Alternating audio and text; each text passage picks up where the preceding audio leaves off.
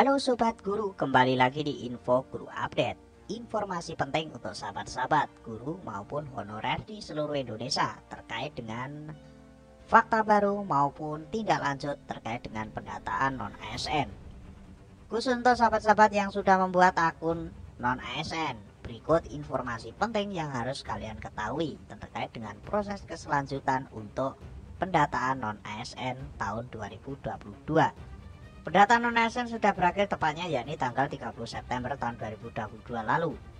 Sehingga saat ini proses pendataan non-ASN untuk honorer yang telah memenuhi syarat sudah masuk ke tahap prafinalisasi. Untuk menindaklanjuti hal tersebut yang telah masuk tahap prafinalisasi tersebut, maka Menteri Pemberdayaan Aparatur Negara dan Reformasi Birokrasi telah merilis surat edaran terbaru.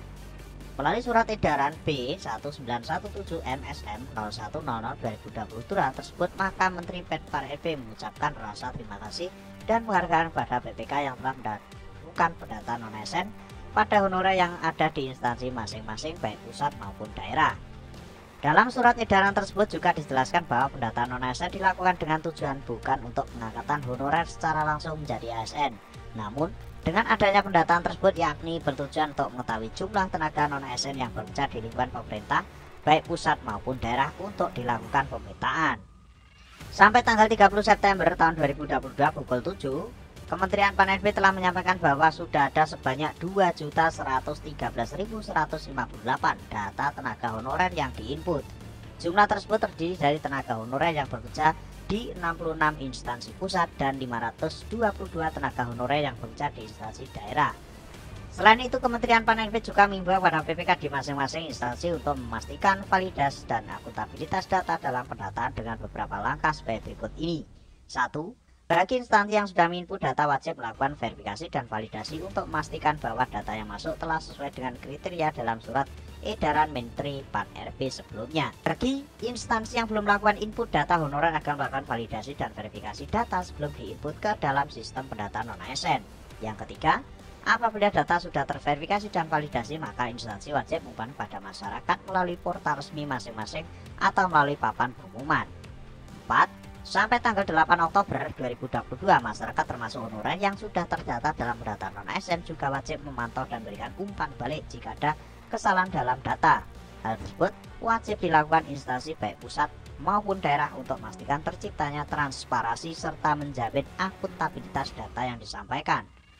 Yang kelima, masyarakat atau honorer yang memberikan umpan balik pada atau hingga tanggal 8 Oktober maka perlu ditanggapi instansi dan diperbaiki datanya paling lambat tanggal 22 Oktober tahun 2022.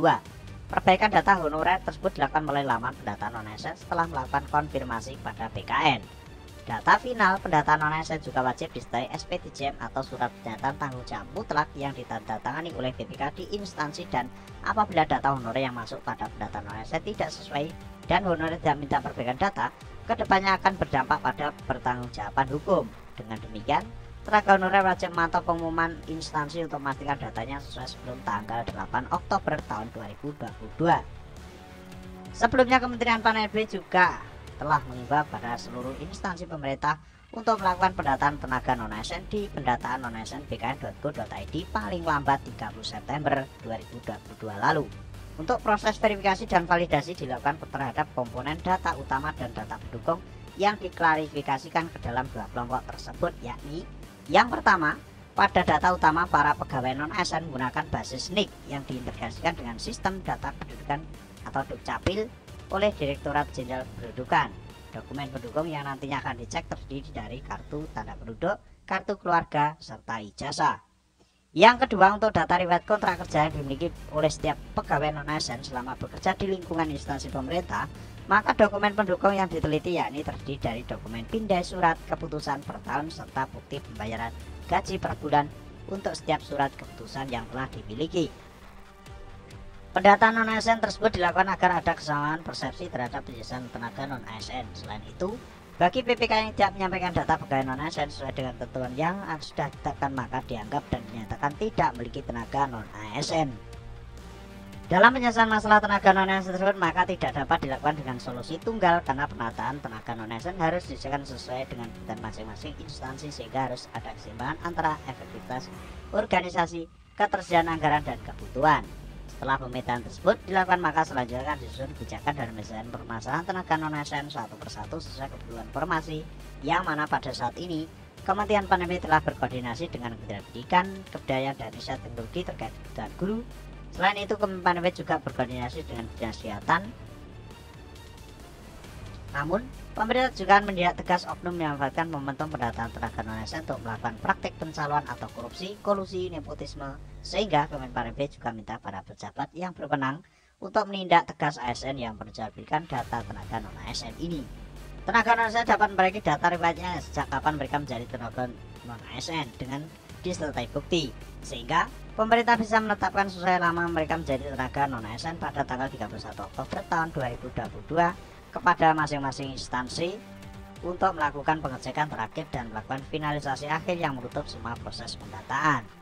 Untuk dokumen yang harus disiapkan untuk perbaikan data yakni ijazah terakhir, SK pengangkatan atau SK jabatan, KTP dan pas foto terbaru.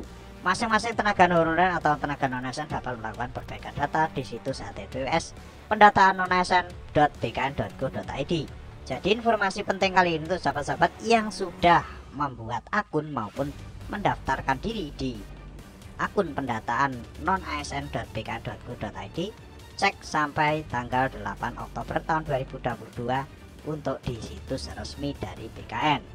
Mudah-mudahan informasi ini bisa bermanfaat. Tetap stay tune terus di Info Guru Update. See you next.